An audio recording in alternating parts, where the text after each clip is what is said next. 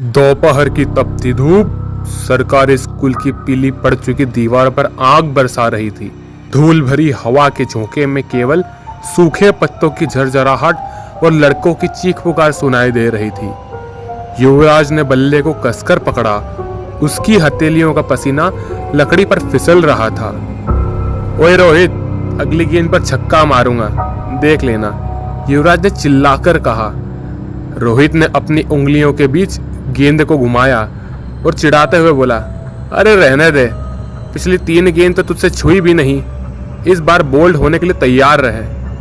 निर्मल, जो विकेट के पीछे खड़ा था, हंसते हुए बोला, भैया अगर इस बार भी मिस हुई तो बैटिंग मुझे देना, बहुत देर से धूप में खड़ा हूँ, अब हाथ आजमाने का मेरा मन है। दोस्तों, यह कहानी हम आगे लेके जाएं उसके पहला स्वागत है आपका अपने चैनल डर जोन में।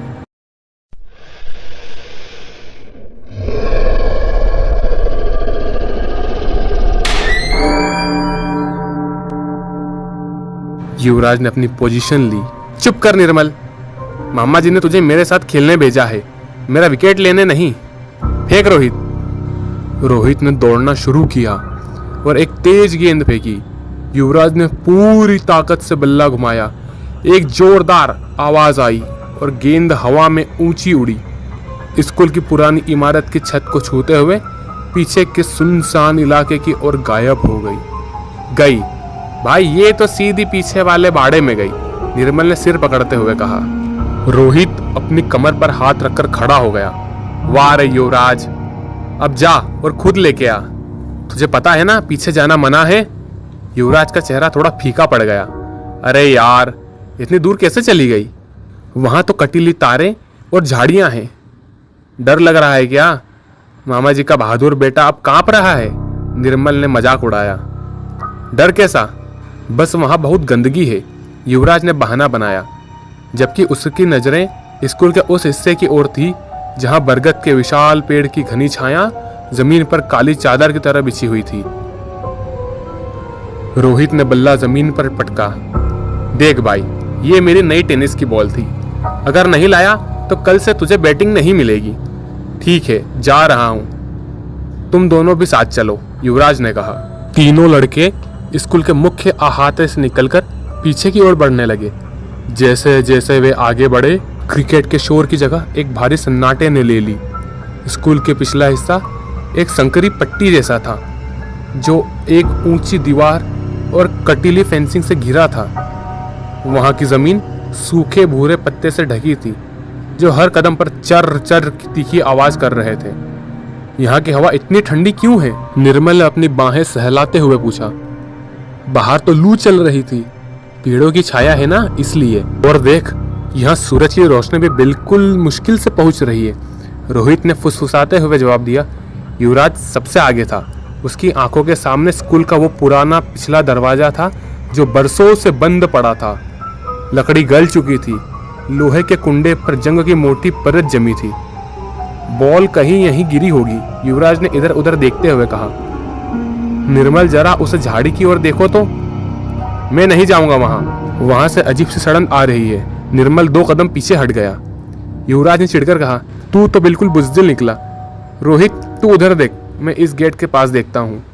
रोहित एक बड़े पेड़ की जड़ के पास झुककर पत्ते को हटाने लगा। मिल गई? नहीं, ये तो पत्थर है।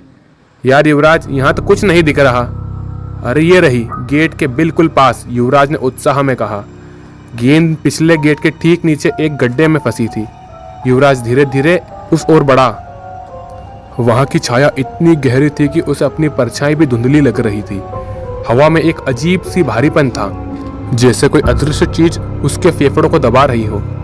जल्दी उठाना भाई, यहाँ अजीब लग रहा है, निर्मल ने पीछे से आवाज दी। युवराज जैसे ही गेंद उठाने के लिए नीचे झुका, उसके कानों में एक तेज सनसनाहट सुनाई दी। बचो, रोहित चिल्लाया। एक भारी पत्थर जो लगभग एक नारियल के आकार का था, न जाने कहां से बिजली की रफ्तार से आया और भट्ट की आवाज के साथ सीधे सरकारी स्कूल के पीछे वाले गेट के कुंडे में लगा। टक्कर इतनी जोरदार थी कि पूरा दरवाजा कांप उठा और जंग की पपड़ियां युवराज के चेहरे पर आ गिरी। युवराज उछलकर पीछे गिरा, उसका दिल उसके गले में धड़क रहा था। ये किसने फेंका? निर्मल और रोहित के चेहरे सफेद पड़ चुके थे। वे दोनों युवराज के पास दौड़कर आए। रोहित, तूने फेंका क्या? निर्मल ने कांपते हुए आवाज में पूछा। रोहित ने हाथ ऊपर कर दिया। पागल है क्या? मैं तो तेरे बगल में खड़ा था और पत्थर उस तरफ से आया है, स्कूल के अंदर से। तीनों की नजरें उस बंद दरवाजे की तरफ गई। अंदर अंधेरा इतना गहरा था कि कुछ भी देख पाना असंभव था। अंदर तो कोई नहीं रहता। स्कूल तो गर्मियों की छुट्टियों में बंद है, युवराज ने लड़खड़ाते हुए कहा। चौकीदार भी तो मुख्य गेट पर बैठा है, तो फिर ये पत्थर किसने मारा इतनी ताकत से कि गेट हिल गया? निर्मल की आवाज रोने जैसी हो गई। अचानक उस बंद गेट की दूसरी तरफ से कुछ रगड़ने की आवाज आई, जैसे कोई भारी चीज फर्श पर घसीट रहा हो। युवराज, गेंद छोड़ो, भागो यहाँ से, रोहित ने फुसफुसाकर कहा। नहीं, रुक, देख तो सही वहां क्या है।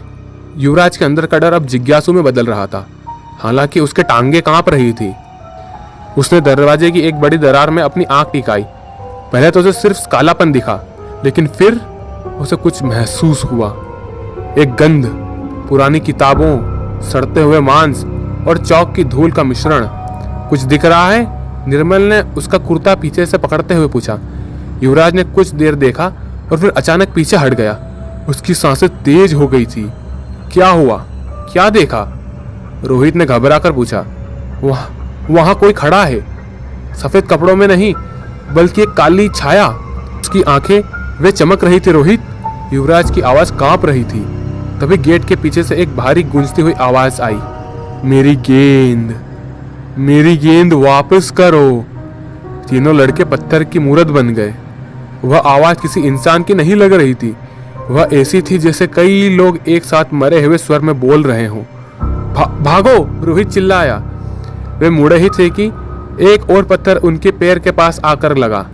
इस बार सूखे पत्ते के नीचे कुछ निकलने लगा। हड्डियां, पीली और पुरानी हड्डियां पत्ते के ढेर से वहां बाहर झांकने लगी। ये क्या है युवराज, ये क्या है? निर्मल चीखने लगा। दौड़ो दीवार की तरफ, युवराज ने चिल्लाकर निर्देश दिया। वे कटीली तारों की ओर भागे, लेकिन ऐसा लग रहा था जैसे जमीन के नीचे से कोई उनके पैर खींच रहा हो। सूखे पत्ते अब उनके टखने तक आ गए थे और हर कदम भारी महसूस हो रहा था। पीछे मत देखना, रोहित ने दौड़ते हुए कहा, लेकिन युवराज ने एक पल के लिए मुड़कर देखा। स्कूल का वह पिछला दरवाजा अब धीरे धीरे खुल रहा था। वह जंग लगा कुंडा जो पत्थर की मार से ढीला हो गया था, अब जमीन पर गिर पड़ा था। दरवाजे के अंदर से एक लंबा दुबला हाथ बाहर निकला। उसकी खाल नीली और झुर्रियों वाली थी और नाखून जानवर की तरह लंबे थे। वह हाथ जमीन पर पड़ी टेनिस बॉल की ओर बढ़ा। वो मेरी गेंद ले रहा है, युवराज ने चीखते हुए कहा। अपनी गेंद की ऐसी की तैसी अपनी जान बचा। निर्मल ने युवराज का हाथ झटका और फेंसिंग की ओर छलांग लगाई। तीनों लड़के जैसे तैसे कटीली तारों के पार कर मुख्य आहत में पहुंचे।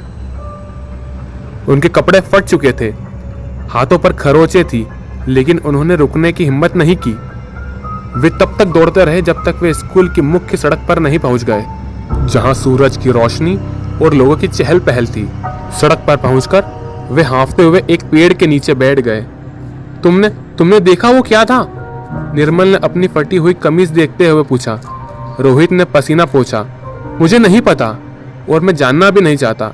युवराज, तूने अंदर क्या देखा था? सच बता। युवराज ने अपनी आंखें बंद की। उसे अभी भी वही नजारा याद आ रहा था। वह कोई आदमी नहीं था रोहित।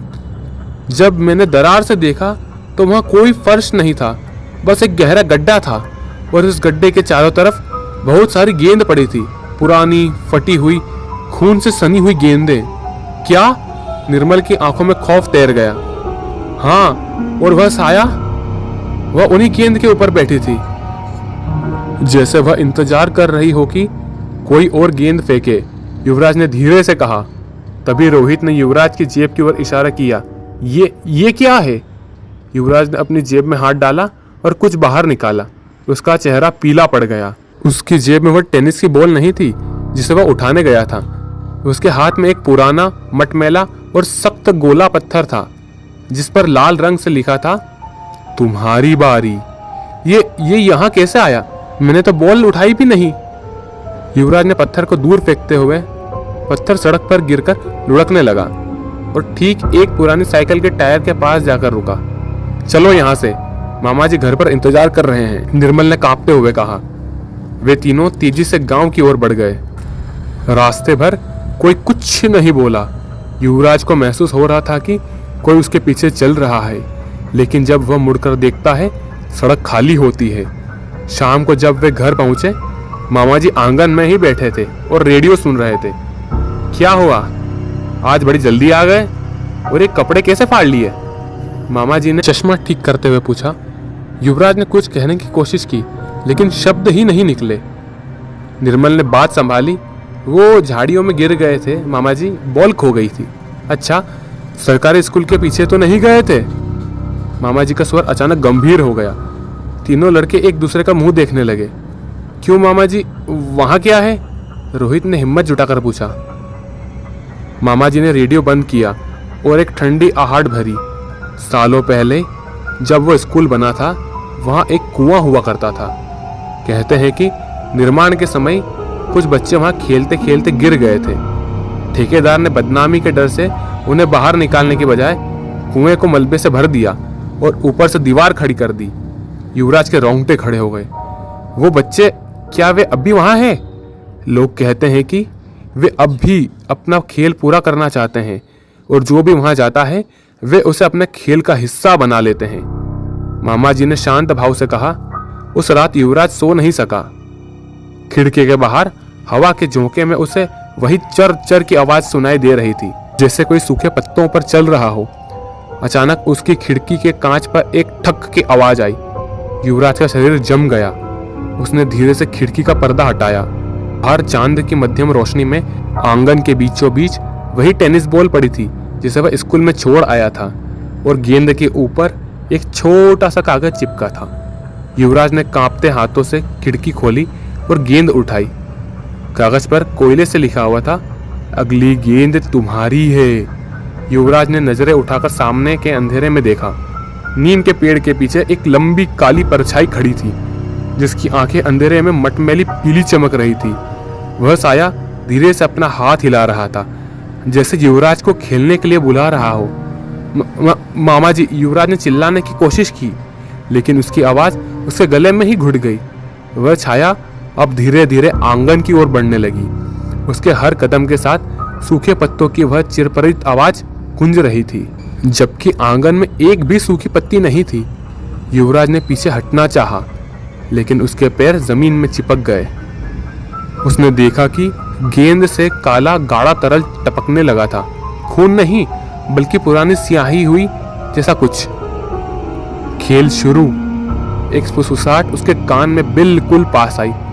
युवराज ने झटके से मुड़कर देखा, लेकिन वहां कोई नहीं था। जब उसने वापस आंगन की तरफ देखा तो वहां साया गायब हो चुका था, लेकिन उसकी जगह जमीन पर 3 जोड़े छोटे छोटे पद्म चिन्ह बने थे, जो सीधे उसकी खिड़की की तरफ आ रहे थे। उस रात के बाद युवराज ने कभी क्रिकेट नहीं खेला, और गांव के लोग बताते हैं कि आज भी गर्मियों के उन सुनसनाहट दोपहर में सरकारी स्कूल के पीछे से बल्ला घुमाने और बच्चों के ठहाकों की आवाज आती है, जबकि वहां कोई जीवित प्राणी मौजूद नहीं है। युवराज अब भी जब कभी उस पुराने स्कूल के पास से गुजरता है, उसे अपने जेब में एक भारीपन महसूस होता है, जैसे वहां हमेशा एक अदृश्य पत्थर रखा हो, जो उसे याद दिलाता है कि उसका खेल अभी खत्म नहीं हुआ। युवराज, तू अब भी उस स्कूल की तरफ देख रहा है? रोहित ने एक दिन बाजार में मिलते हुए पूछा। नहीं, बस सोच रहा था, युवराज ने नजर चुराते हुए कहा। क्या? यही कि क्या वे अब भी इंतजार कर रहे होंगे? रोहित ने युवराज का कंधा थपथपाते हुए, भूल जा उसे भाई, वह बस एक बुरा सपना था। लेकिन युवराज जानता था, उसने उस दिन स्कूल के गेट के पीछे जो देखा था वह सपना नहीं था, वह एक ऐसी हकीकत थी जो अब उसकी परछाई बनकर उसके साथ चल रही थी। और उस रात की गेंद वह आज भी उसके बिस्तर के नीचे छिपी हुई है, जिसे फेंकने की हिम्मत वह आज तक नहीं जुटा पाया। अगली गेंद तुम्हारी है, वो यह वाक्य उसके दिमाग में आज भी बिल्कुल गूंज रहा है, और वह गूंज उसे खौफनाक सरकारी स्कूल की याद दिलाती है, जहाँ की दीवारों के पीछे आज भी कोई छुपा हुआ है, बस एक और गेंद के फेंके जाने का इंतजार कर रहा है। धूप अभी भी वैसी ही तेज थी और स्कूल की दीवारें वैसी ही पीली। पर अब वहाँ कोई बच्चा खेलने नहीं जाता। सन्नाटा वहाँ का नया मालिक था। वह सन्नाटा बहुत भूखा था। युवराज ने अपने घर की ओर कदम बढ़ाए, पर उसे महसूस हुआ कि उसकी जेब का वह पत्थर अचानक गर्म होने लगा है। उसने हाथ डाला तो पाया कि वह पत्थर नहीं बल्कि एक छोटी सी ठंडी हड्डी का टुकड़ा था। उसने उसे जमीन पर गिरा दिया और बिना मुड़े भागने लगा, यह जानते हुए कि खेल अब उसके घर तक पहुंच चुका है। तो दोस्तों, अगर आप इसके आगे की कहानी जानना चाहते हैं तो कमेंट करें पार्ट 2। धन्यवाद।